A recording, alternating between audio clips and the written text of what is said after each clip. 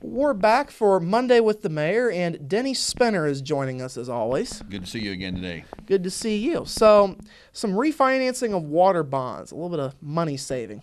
Yes, this is all part of our Stellar Communities program. Is looking at ways to best finance the projects that are out before us, and in taking a close look at our water department, which has got the one project that everyone is very well aware of as it comes to Stellar is the water line work along 4th Street.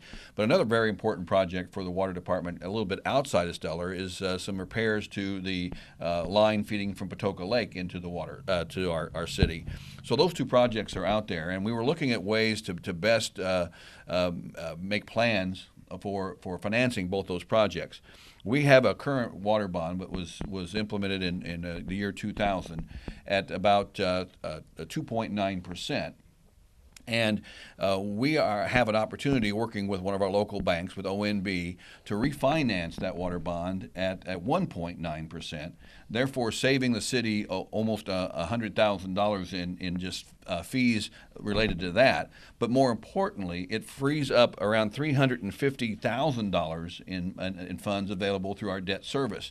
So by reducing the rate, and extending the same, and not extending the time period, but paying it off in the same amount of time, we will realize savings of around $350,000 immediately. And that will put us in a position with the already stable financial condition in the water department to take on those two specific projects. So it's we want to thank everyone who has worked on figuring this out. It's been with our bond counsel, with our city attorneys, with the folks from ONB, from the water department. Everyone looked at this very closely, and what this really does is puts us in a position to strengthen the financial status of the water department, and not have to go out and borrow any additional funds to complete these two important projects. So this bond ordinance will come up at our next city council meeting. That's scheduled for the 11th. And upon that approval, we will begin the process of refinancing that bond.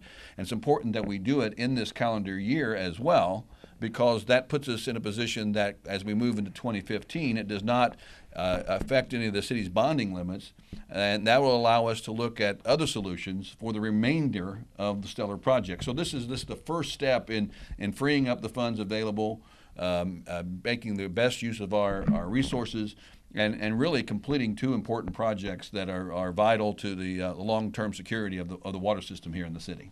And you alluded to it briefly. There's probably numerous ways you guys can come up with more of that money as you head into the future. Right. What that does is it allows us options looking at, as we've discussed before, with the TIF districts that we have, utilizing those districts to their maximum, we're already planning for some bond issues against the TIF areas.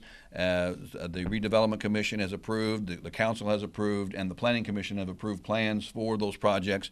And that, again, gives us the most flexibility that we can do these projects, take on the expected Stellar projects, and have the desired effect that we've gone at from the very beginning is it will not have an increase on the tax rate. The general fund will not be affected by these projects. So a lot of work is being gone into not only securing the Stellar designation, but making sure that financially we can take this on without creating an additional burden on the taxpayer. And that's probably the most important part for those watching. That's very important, that we want to do these progressive things. We have great partners working with us to make these things happen, and that's really the great thing about the Stellar Communities program is that it has brought to the table very civic-minded and dedicated people to say, how can we do this, make all this happen, and still maintain a tax rate that is a livable tax rate for the city. So as we wrap up here, the lighted Christmas parade, right. Isn't it hard to believe today's December 1st? We are into December. You know, you went on vacation for Thanksgiving and came back and it was December. So the calendar kind of jumped up at us real quick. So our annual lighted Christmas parade will be on Saturday evening.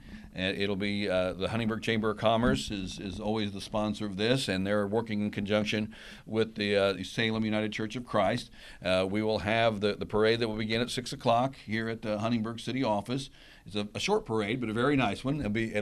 People can line the streets and see the lighted parade. The Southbridge Band will be participating as well with the fire department, and we'll move from City Hall straight down 4th Street to Salem Church. And at Salem Church, there will be the Santa will be there, but also there'll be an opportunity to participate in the Night of Bethlehem that Salem always puts on as another way to celebrate the season and take another look at why the season is happening. So it's a tradition that is very, very important to our city. It's a short but very sweet parade, and it's just a way to again show off our community, our downtown, and the spirit that we have as a community. Every time somebody mentions Santa, I'm reminded I haven't made my Christmas list yet.